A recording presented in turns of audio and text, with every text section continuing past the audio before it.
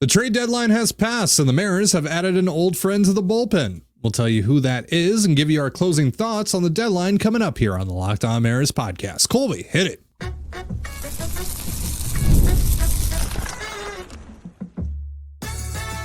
You are Locked On Mariners, your daily Seattle Mariners podcast. Part of the Locked On Podcast Network, your team every day. Ahoy, sailors. It is Tuesday, July 30th, 2024. This is Tidy Gonzalez and Colby Patnode for the Locked On Mariners podcast, part of the Locked On Podcast Network, your team every day.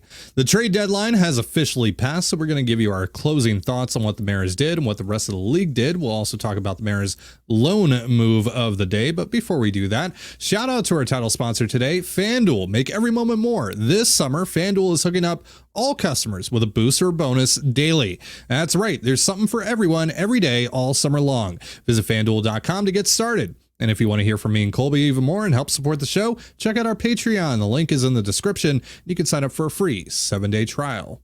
So the Mariners only made one trade today before the deadline, and it was for a reliever that will be very familiar to most, if not all, Mariners fans. He was with the Mariners back in 2021, of course. That is JT Chargois, who was a part of that trade that brought Diego Castillo from the Tampa Bay Rays to Seattle. Chargois went to Tampa Bay with Austin Shenton, of course. And Chargois has only thrown 16 2/3 innings this year, but he does have a 1.62 ERA, which is obviously what stands out the most here when you look at his numbers. Need to know. The only statistic that matters. If you look at just the ERA, you go, wow, the Mariners just got one of the best relievers that moved at the deadline. Correct. But then you get into the underlying numbers. No, that's your choice to look at the underlying numbers. You could just look at the ERA and see what the truth is. And I'm making that choice here on the Locked On Mariners podcast for you guys, because you need all the information that is available. You deserve that. As he's trying to just check out. He's trying to ignore the facts. He's trying to ignore reality. He's scared to compete. It's a 5.21 xERA for Chargois, 5.32 FIP, a 4.95 xFIP, just a 6.48 Ks per nine, 3.78 walks per nine. Now, if you remember back in 2021 when Chargois was with the Mariners, he threw his slider a lot. It was like 60% of the time that he was throwing his slider, something ridiculous like that. 59.7% of the time he was throwing his slider in 2021. Then 2022, that went down to 38.3%. 2023 went back up to 41.5%. And then this year, it's been 39.8% of the time he's thrown that slider. It's a sinker slider profile overall. And I assume, Colby, that the Mariners' plan here with Chargois is to have him throw that slider a bit more, right? Yeah, it's still a really good pitch. Opponents are hitting 179 off of it. They're slugging 286. And it's got a 31% whiff rate. Like, that's still a legitimately good pitch. The problem is that his sinker sucks, and it's the pitch he's throwing more than any other. So if you throw sliders, your best pitch more often, in theory, strikeouts should go up. The FIP and all that stuff should go down.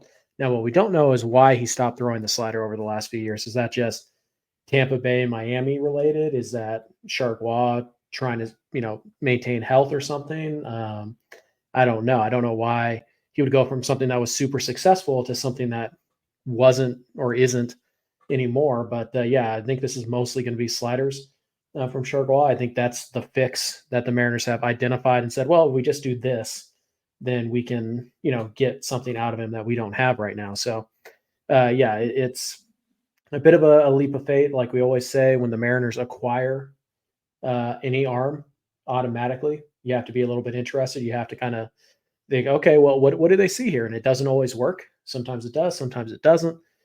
Typically when they hit big, and when they miss, it's a small miss. So, this is just one of those moves where it's like, look, you got him for basically nothing. You got him for, I believe it was Stromberg, who was an undrafted free agent last year. Interesting. The Mariners gave up one player this entire deadline who wasn't drafted last season. Drafting or signed last season. Drafting and developing matters. I think this is, just a solid, like, hey, let's we need a middle guy. Let's go get this guy. And we know what it looks like at T-Mobile Park. We kind of understand, how he thinks and how he operates. We know how he is in the clubhouse, and we think we know how to fix him, which sounds weird when you're talking about a guy with a sub-2 ERA, even if it is only over 15 innings or whatever. But yeah, the Mariners can definitely do something here to, help Chargois improve, because like you mentioned, the underlying numbers say that this is probably the worst guy in the Mariners bullpen right now.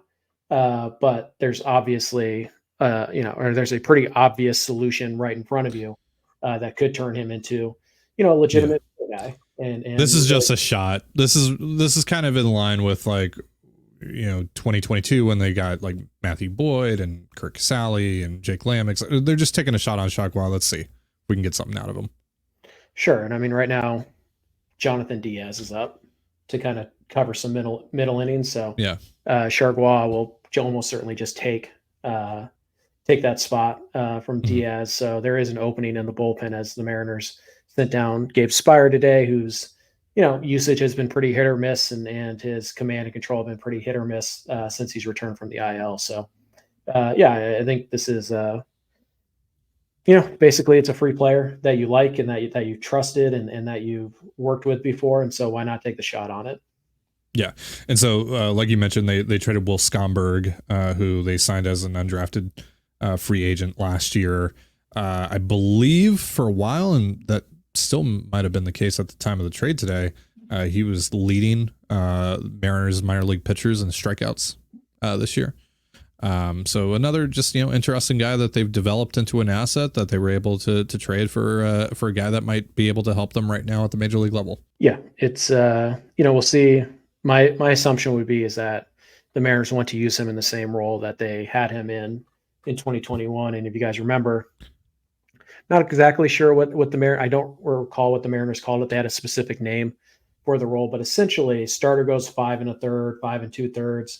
First guy out of the pen was Chargois most of the time, just to kind of clean up the little mess, get him to the next guy, and then hand the ball off to the back end of their bullpen. So kind of a middle guy, but really it's when they're trying to make that transition from the starter to the back end of their bullpen. We know that the Mariners don't like to bring in their leverage guys in the middle of an inning. They call them pivot guys.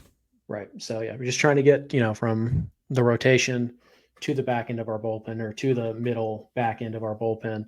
We need an out. We need 2 outs. Like Chargois was the guy they went to, and he was very, very good at it. So I'm assuming that's the role they have envisioned for him right now. Mm-hmm. Absolutely.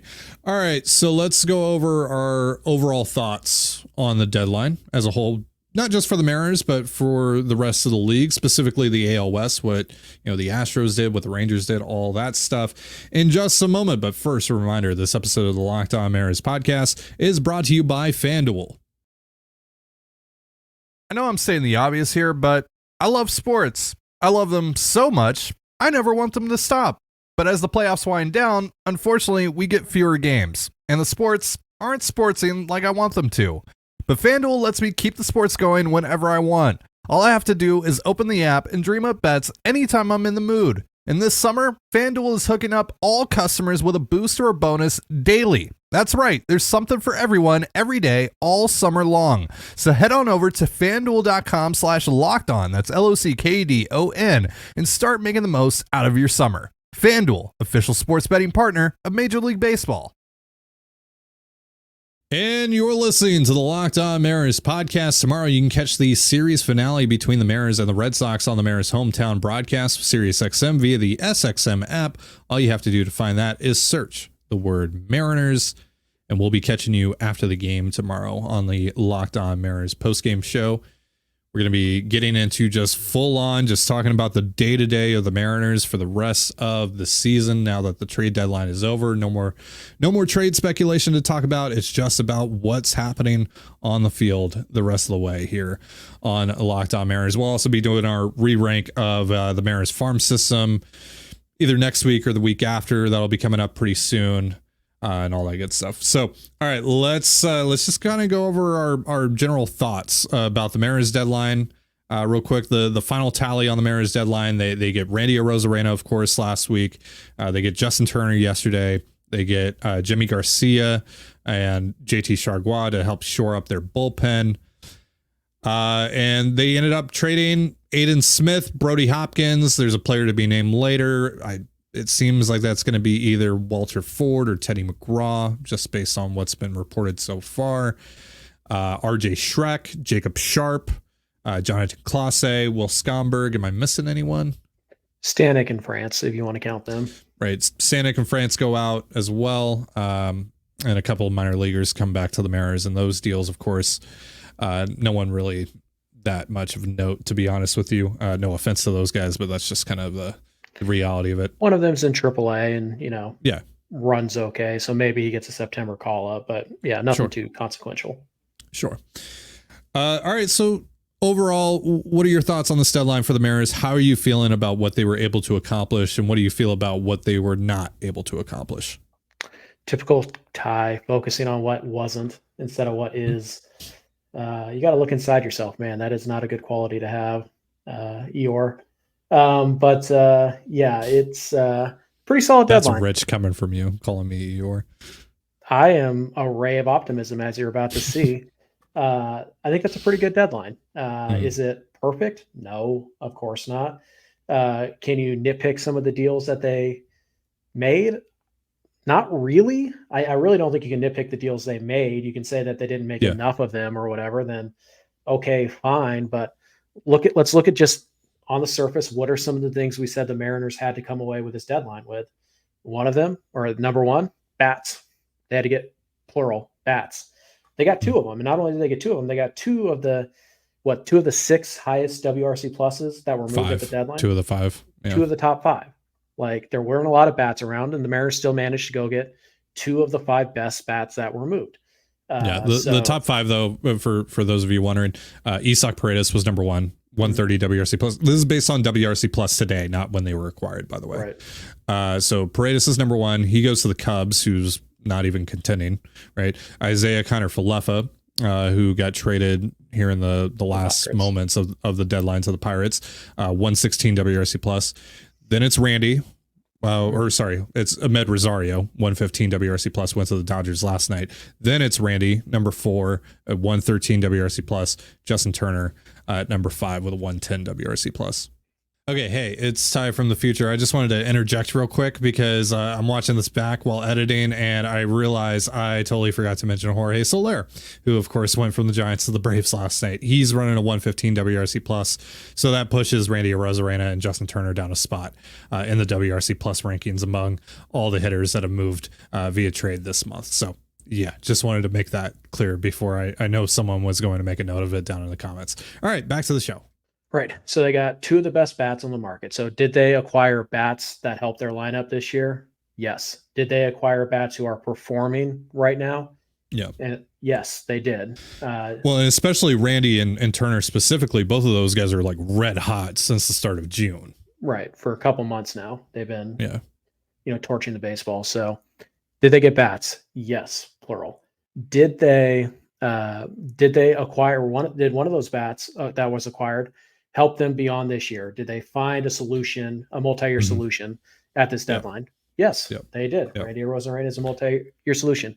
Did they shore up the bullpen? Yes. Did they acquire a high leverage arm, which we've been talking about them needing ever since Matt Brash was out for the year? Yes, they did. They did all of that without touching their top 5 or 6 prospects, which will make some people happy, will make some people angry, whatever. So did they add payroll? Was money a deterrent to the Mariners at this deadline? As far as we can tell, no. Now, maybe there was a deal they couldn't do because of the money, blah, blah, blah. We don't know for sure, but they added payroll. They certainly added payroll at this deadline.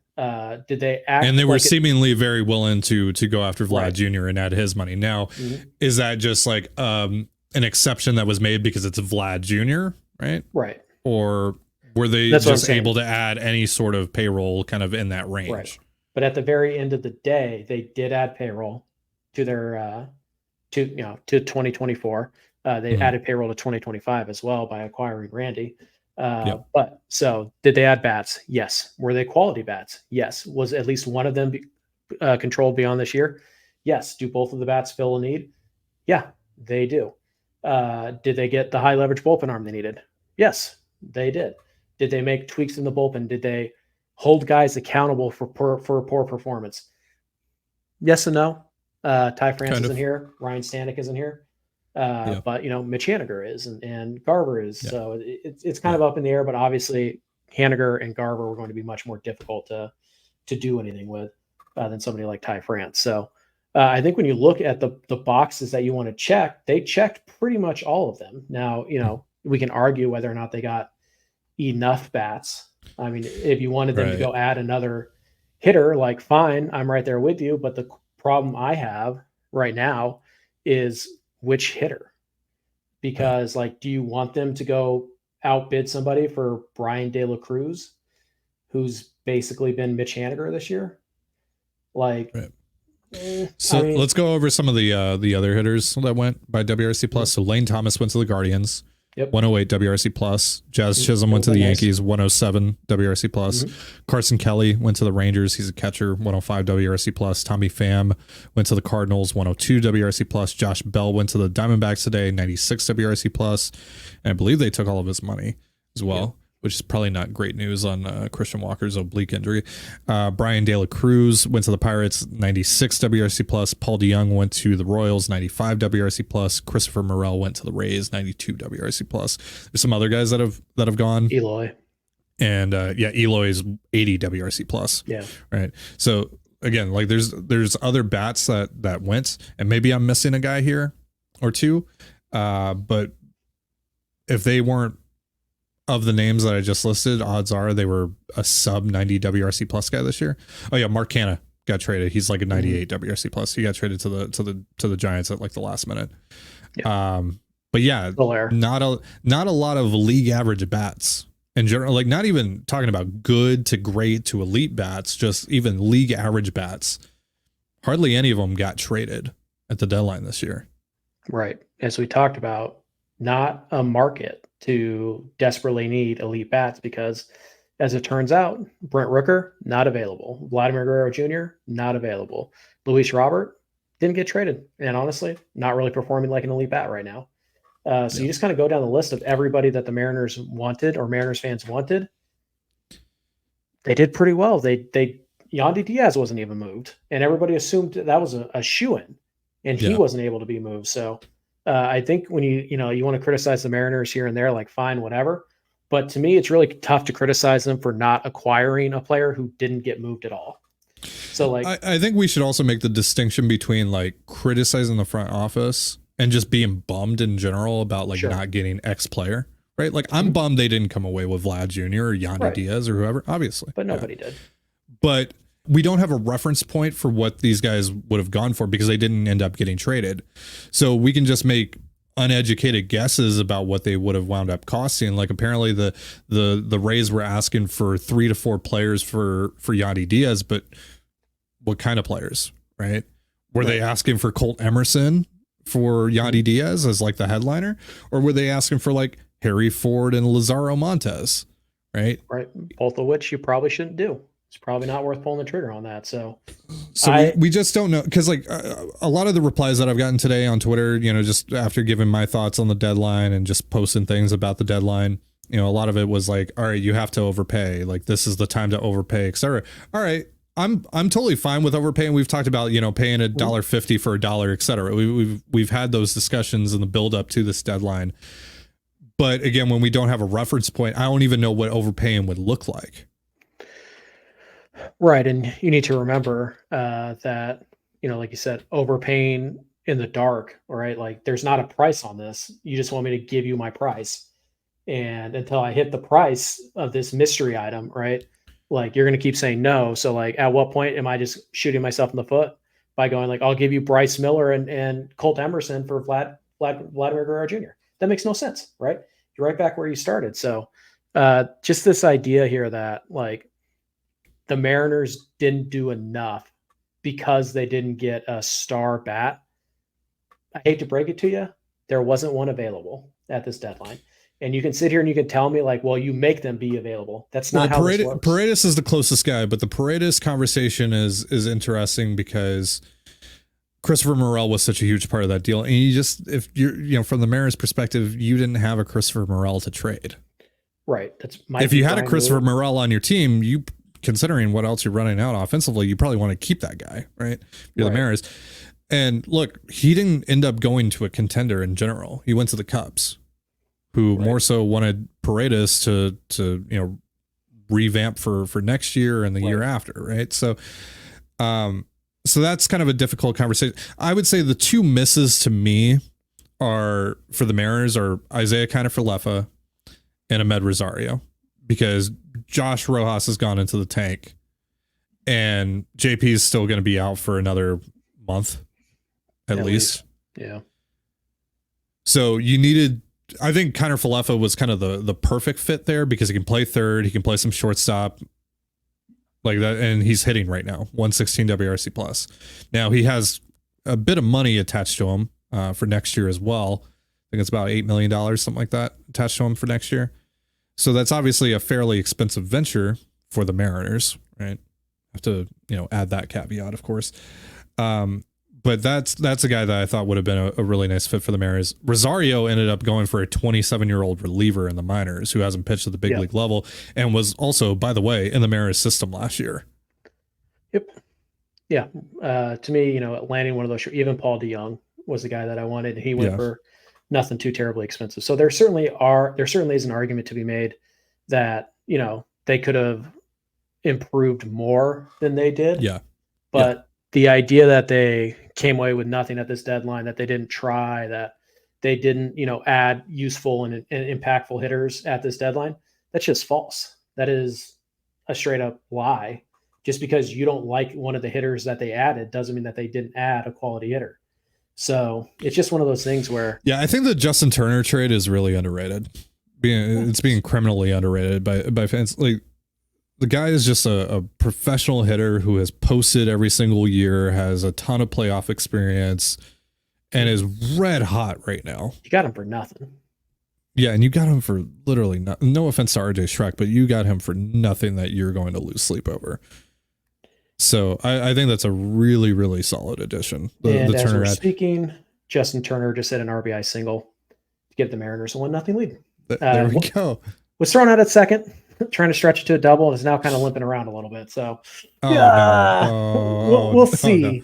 No. Oh, God. We'll see what happens there. But okay, his first at bat has a long at bat. It's like 7-8 pitch at bat, flips a single in the right field to score. That's Victor Justin Robles. Turner. That's Turner in a nutshell. So hopefully he didn't just pull a hammy in his first at bat. We'll see.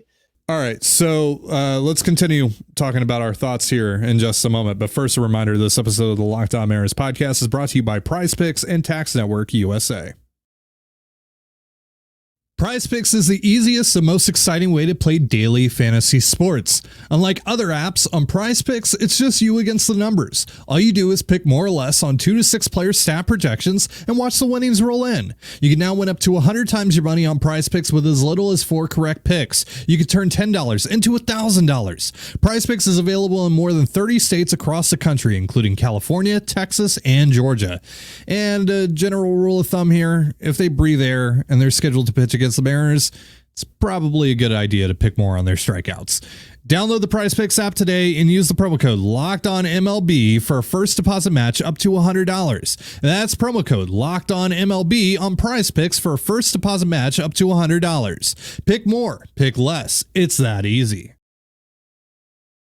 Here on Locked On Mariners, we pride ourselves on getting you the latest news for your team, whether it's the offseason, the draft, spring training, or the playoffs. It's year-round.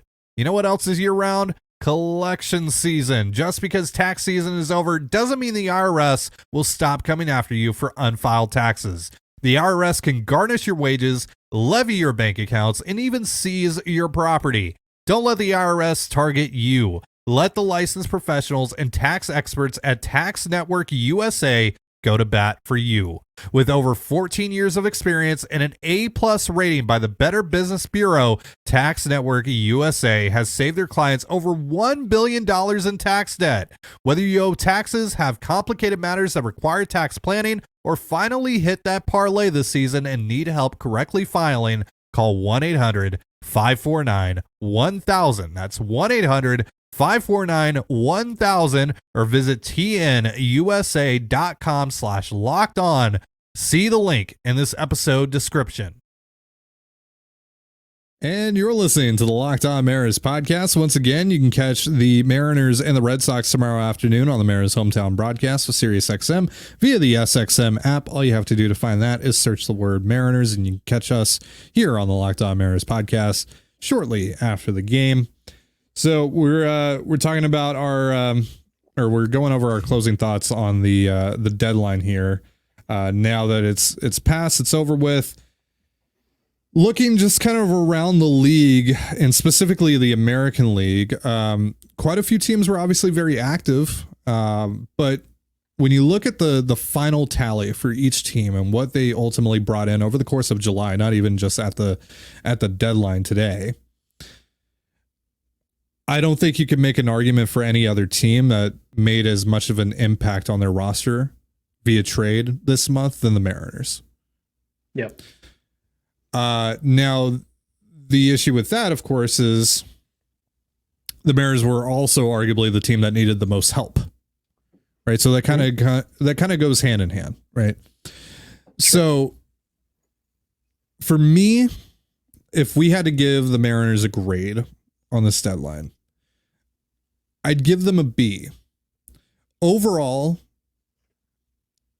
like in a vacuum, I would give this deadline an A. And if this offense was just average, I would probably give this deadline an A. But the problem is the offense wasn't average. It wasn't even close to average heading into this deadline. So given the context of all the help that they needed, again, like we just talked about, I think they needed at least one more bat. So because they didn't get that extra bat, I think it's a B. Sure. I think that's fair. I would say this, like, is there any combination of players that were moved that you would have said, like, yes, the Mariners offense is now average? Because again, we're not talking about going from, getting 19th, closer to average, right? Right. But we're not talking about going from 19th to 13th. We're talking about going from 30th to 15. I don't think there's a combination of players that got moved that do that, but you're right. I do think that they probably needed to add at least one more bat. Yeah, boy. Whether that's Jazz, whether that's Lane Thomas, whether that's IKF, whether that's Ahmed Rosario, whoever, right? Sure. Or, Rosario, any of the bats that got moved that were above average, that would have been fun. Like that would have been helpful and that would have been useful and you would have found a way to make it work and all that stuff. But I'm not going to criticize them for not trading for a player who wasn't traded at all. So like, I'm not going to hold it against them that they didn't get Diaz, that they didn't get Lau, that they didn't get Vlad or Rengifo. Like those guys weren't moved. So I'm not going to hold that against them. But what I will say is that, like, based on what was available to them, what they paid to acquire it, and how this team looks now versus how it did a month ago, I think a B is really fair. I think that's a fair grade. If they had added, like Rosario or Connor Falefa, probably B plus, A minus. If they had added somebody a little bit better than Chargois, although again, with the prices of the bullpen pieces that got moved today, I mean, it's hard to blame them for not going out and getting Tanner Scott. When you look at that deal and you're like, I mean, okay, well, that's Harry Ford and, that's Harry Ford, that's Ty Pete, that's Logan Evans, that's, and it's just like, no. And I think when you look at it, like they got probably the best, what did we say? Probably the third or fourth best bat on the deadline in Arozarena for a couple of years. And they got him for like good prospects. I'm not saying, but they didn't have to like. Well, he's probably the second best bat. Cause like, are we really going to say, like, I know the WRC plus this year says otherwise, but are we really going to say that Randy Arozarena is a worse hitter than Ahmed Rosario and Isaiah Connor Falefa? No. Right. So yeah. And what's probably the best way is they got the second biggest star hitter moved at this deadline. Yeah. And you could argue that he's a bigger star than Paredes, more name recognition. Certainly, but whatever. Any way you want to dice it. They did that without. No, he is the marquee name that moved at the deadline. Yes, I would say that's accurate.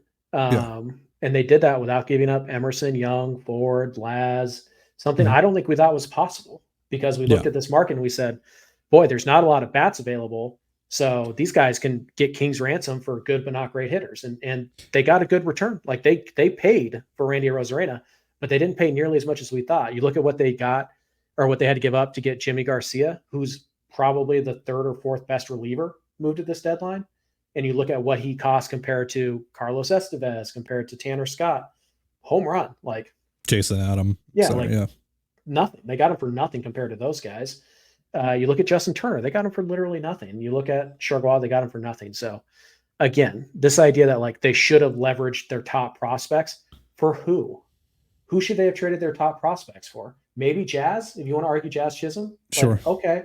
Sure. But like, are you really wanting to give up top prospects for Lane Thomas and his, 89 WRC plus against righties? Like, probably not. Are you willing to give up top prospects for Isaiah Kiner-Falefa? No, and it didn't cost top prospects. It would have cost a pretty good one, but not an elite one. So I think when you just look at the totality of what actually changed hands at the deadline, what the Mariners' needs were, they did very, very well from a valuation standpoint. Their ball club got better. They found at least one, don't want to call it long-term option, but, multi-year option in Arozarena. And they did all that without sacrificing really anything that they can now use this winter or anything that could help them in the next year or two. It's a very successful deadline. So yeah, if they had gone out and if they had gotten Mark Leiter Jr. today, and had they gotten, let's just say Isaiah Kiner-Falefa, right? That's an A. That's an A deadline. They didn't. So it's like a B. It's a B, B plus. Yeah. I could see somebody saying B minus. To me, if you're below a B, you're just not, willing to accept a I think the B minus would, or anything lower would come from the people that are underrating the Justin Turner ad. Right, that he's 39 years old, he's worthless, he can't hit, even though he's right. And I still like the age stuff really doesn't apply here to me. Like it would apply if this was the off season, right? And there's questions about I mean, even then, like what you get Justin Turner a 1-year deal, and you're like, oh, he's too old, like. But again, we can have the discussion about his age more so like in between seasons rather than mid season when he's literally one of the hottest hitters on planet Earth right now for the last 6-7 weeks. So I find that conversation a bit overblown and honestly just generally boring, right? Like I don't think that really applies here. We're talking about, can this guy be an above average hitter for another 2 months? Yeah. When he has been for the last 2 months. Right. And he has been for pretty much his entire career. Yeah. Yeah. I think you can expect that. So I think Jerry and Justin did a very nice job. I would say this is their best deadline in their tenure. Maybe not quite as impactful as that Luis Castillo deal, but the totality, like if they had gotten Castillo, it's pretty close. If they had gotten a Castillo and a Justin Turner at that deadline, I mean, like they probably go to the World Series. Like they were the second best team in the American League. At the very least, they odds greatly increase. So this time they got one of the big bats moved. They got the Luis Castillo-like player offensively that we were talking about. And then they added on to it and they got the high leverage arm. They got solid number 2 hitter. Like I really like this deadline. I think a B is like, to be honest, if you're not in the B range, if you're an A or if you're a C or whatever, I think you're being a little bit dishonest with yourself. To me, like this is very clearly like a B deadline. But you want to say B plus, B minus, fine, whatever. But if you're at like a C minus or A plus, like, no, I think you're being too critical or like too optimistic. But I think this is just a really solid deadline. And look at what the rest of the American League did. Yeah. So let's do a quick rundown of that. And I want to specifically talk about the Astros and Rangers here in a second. So the Orioles, they went and added Zach Eflin, Sir Anthony Dominguez, Christian Pache, Trevor Rogers, Eloy Jimenez, and Austin Slater. The Slater deal was like a buzzer beater for them. He had already been traded once to the Reds, and the Reds flipped him just now to the Orioles. The Guardians had a solid deadline. Lane Thomas, Alex Cobb. Those are 2 really solid gets to just kind of complement what else they have going on that roster. The Astros got Yusei Kikuchi and Caleb Ferguson. Ferguson is a reliever from the Yankees they got today. They apparently were trying to make a push for Yandy Diaz, but of course that didn't happen. Yankees came away with Jazz Chisholm and Mark Leiter. Royals got Michael Lorenzen, Hunter Harvey, Lucas Erceg, and Paul DeYoung. Red Sox got Danny Jansen, Lucas Sims, Quinn Priester, Luis Garcia, James Paxton, and Trey. I always forget how to pronounce this guy's last name. Wingenter? Yeah, I think so. I don't know. Yeah. Twins got Trevor Richards. They hardly did anything. Apparently, that front office has no money to work with. And the Rangers got Carson Kelly and Andrew Chafin, but of course they kind of bought and sold at the same time. Michael Lorenzen to the Royals, of course. So again, you look at what the AL did. Like I have a hard time saying that any other team but the Mariners. Or any other team made more of an impact to their roster this month via trade than the Mariners did. Yeah, I like what the Yankees did. I think those are two solid ads. Although the Jazz playing third base thing feels a little forced, but whatever. Yeah. I don't like the Orioles deadline. I think it's a lot of names. Yeah. I don't know if it's a lot of impact. Yeah, it just feels like a lot of roster churning. Yeah, because keep in mind, they're going to have to make moves, 40-man moves, and, demotions and stuff like that to accommodate all these guys. And it's just by the way, since we're talking about why didn't the Mariners overpay since they have all these prospects? Why didn't the Orioles did overpay for Trevor Rogers today, but in general, why didn't they go out and overpay for more impacts, right? With all the prospects they have. Because they already have the best team in base. But it's like, okay, well, why didn't they go overpay for Tariq Skubal or Blake Snell or, so. I can't even imagine what Tariq Skubal costs. That I don't think there is a package out there that exists that could get Tariq Skubal. No. Yeah. All right. So let's talk about the Astros and the Rangers though, because that's who ultimately is most important here with regards to the Mariners. So the Astros made one of the most baffling trades of this whole deadline process yesterday. They bring in our old buddy, Yusei Kikuchi, for Jake Bloss, who's like a fringe top 100 prospect. Joey Loperfido, who's helped them at the major league level, has cooled off lately, but overall has helped the Astros, especially in the absence of Kyle Tucker. And they also get Will Wagner, who is, of course, the son of Billy Wagner, middle infielder, 26 years old. But he's close to the big leagues. He might help the Blue Jays or be able to, play at the big league level for the Blue Jays at some point later this year. That's a lot for 2 months of Kikuchi, who has been dreadful over his last, 7 starts? Yeah, give or take. So obviously the Astros needed to get better, specifically in their rotation, because they've just been so decimated by injuries. I mean, they have a rotation's worth of guys on the IL right now. Sure. But yeah, Kikuchi ended up being that guy, and for what they paid for him, don't really like that. It's funny, Jack Flaherty went for significantly less, and he's probably better. Oh, he is better. Yeah. So we like Yusei, the person. Yeah. And he's certainly capable of going on runs where he looks like, a number 2, sometimes even a number 2, mostly a number 3 at his best. But he's also, as we know, wildly inconsistent. He's probably, you can most trust him to be a number 4, because there are times where he doesn't look like a big leaguer. And then there are times where he's a number 2, and that's been pretty consistent for his entire career. And they gave up, 6 years of a guy who's already performing a little bit at the big leagues. They gave up what was going to be their number 2 prospect, but according to Baseball America, major league ready starting pitcher. And then they gave up a really interesting reliever who could be in the big leagues by the end of this year too. So they very well may have given up 3 big leaguers, all of whom having 6 years of club control left, for 2 months of a wildly inconsistent and struggling Yusei Kikuchi. Mm-hmm. But I do feel like Seattle had the best deadline.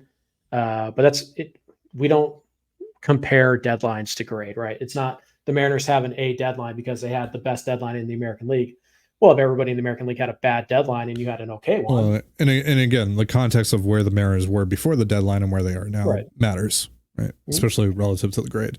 So that's why they get a B. They overall had the best deadline of any AL contender, but it's still a B because they probably should have done at least one more thing. Right. There's probably a couple more things they should have been a little more aggressive on.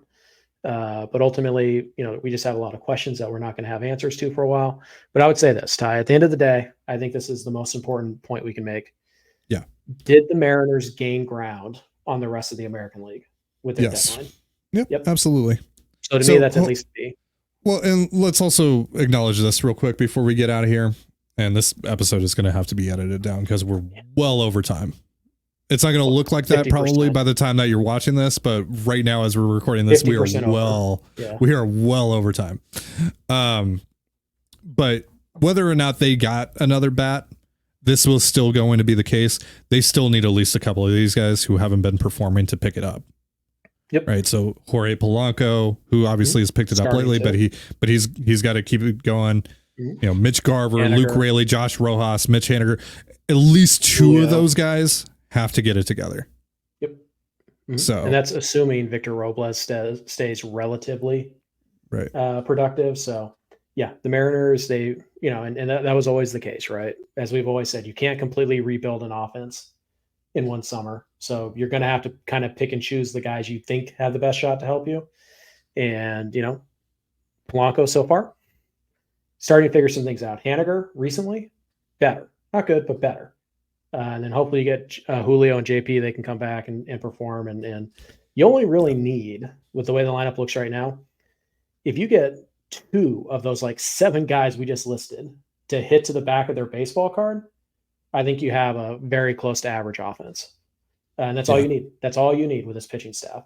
So that is going to do it for our show. But before we get out of here, a reminder that Locked On has launched the first ever national sports 24/7 streaming channel on YouTube. And now it's also available on Amazon Fire TV and the free Fire TV channels app. Locked On Sports Today is here for you 24/7, covering the top sports stories of the day with the local experts of Locked On, plus our national shows covering every league. Find Locked On Sports Today now available on the free Fire TV channels app. Thank you so much for joining us here on the Locked On Mariners podcast. For Colby Patnode, I'm Titan Gonzalez. Be sure to give us a follow on Twitter at LO_Mariners. You can follow me at Titan Gonzalez and Colby at CPAT11. That's CPAT11. You can also find all that stuff in the description of this episode. Have yourself a beautiful baseball day. We'll see you next time. Peace.